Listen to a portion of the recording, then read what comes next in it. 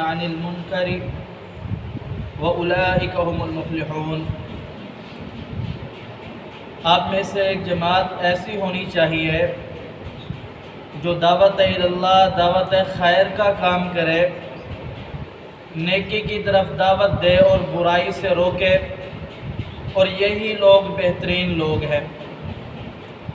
رسول اللہ صلی اللہ علیہ وسلم کی حدیث ہے، آپ علیہ السلام نے فرمایا، اگر کوئی شخص برائی کو دیکھے سب سے پہلے اسے ہاتھ سے روکے، ہاتھ سے روکنے کی طاقت نہیں ہے پھر اسے زبان سے روکے، زبان سے روکنے کی بھی طاقت نہیں ہے پھر اسے دل کے اندر برا تسلیم کرے۔ یہ ایمان کا سب سے کمزور ترین درجہ ہے۔ نبی کریم صلی اللہ علیہ وسلم ارشاد فرماتے ہیں کہ تم ضرور بضرور نیکی کی طرف لوگوں کو دعوت دو گے اور برائی سے روکو گے۔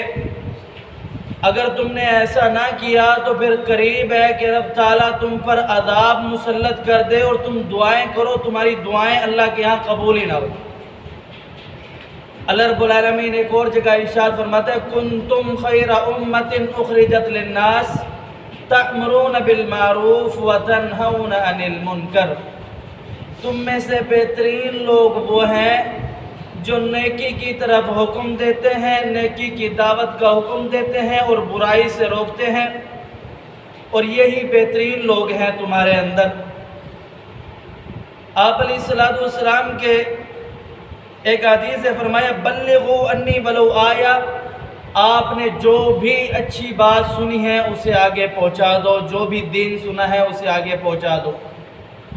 اب یہ بہترین ہونے کا خاصہ اس سبب سے دیا گیا ہے کہ تم لوگ نیکی کی طرف دعوت دیتے ہو اور برائی سے روکتے ہو۔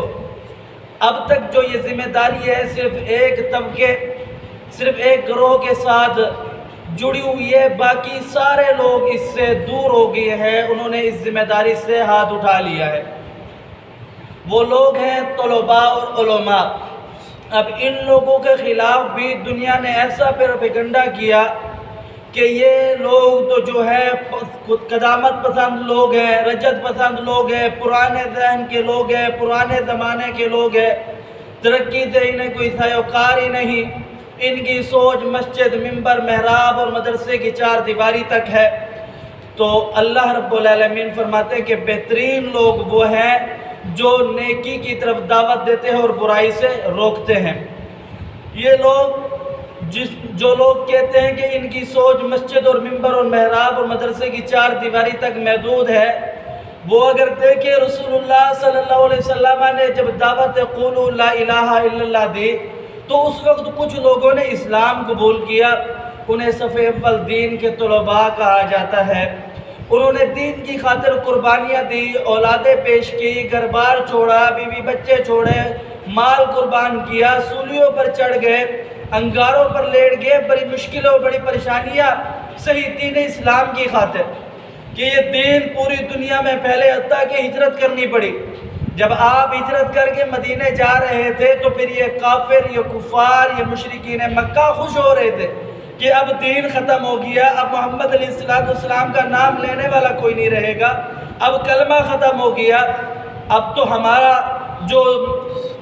دین ہے، ہمارے باپ دادا کا دین ہے، جو ہماری خواہش کے مطابق دین ہے وہی چلے گا۔ لیکن اللہ کو منظور کچھ اور تھا۔ رسول اللہ صلی اللہ علیہ وسلم مدینہ ابھی پہنچے نہیں تھے تو مدینہ کے اندر ایک مدرسہ تعمیر ہو چکا تھا جسے تاریخ صفا کے نام سے جانتی ہے، جس کے طلباء ابو ہریرہ جیسے تھے، جنہوں نے دن و رات اور شب و روز کی محنت کر کے دین اسلام کو سیکھا۔ وہاں کے منافقین مدینہ کے انہوں نے پوچھا کہ تم نے اولادیں، بیوی بچے، گھر بار، دنیا کی ساری عیش و آرام چھوڑ دی ہے، تمہارا مقصد کیا ہے؟ انہوں نے کہا لیظہرہ علی الدین کلہ، پوری دنیا میں اللہ کے دین کو غالب کر دینا چاہتے۔ پھر وہ ہنسنے لگ گئے کہ یار ان کے پاس کھانے کو کھانا میسر نہیں، پہننے کو لباس میسر نہیں، پینے کو پانی میسر نہیں، سونے کو بستر میسر نہیں اور رہنے کو گھر نہیں۔ اب یہ ان کے دعوے ہیں کہ پوری دنیا میں اللہ کے دین کو غالب کر دینا چاہتے ہیں۔ تو آج آپ دیکھیں اللہ کے حکم سے وہ مشرق ہو، مغرب ہو، شمال ہو، جنوب ہو، پاکستان، ہندوستان، دنیا کا کئی ملک اور کوئی کونا ہو، اللہ کا دین وہاں تک پہنچ چکا ہے۔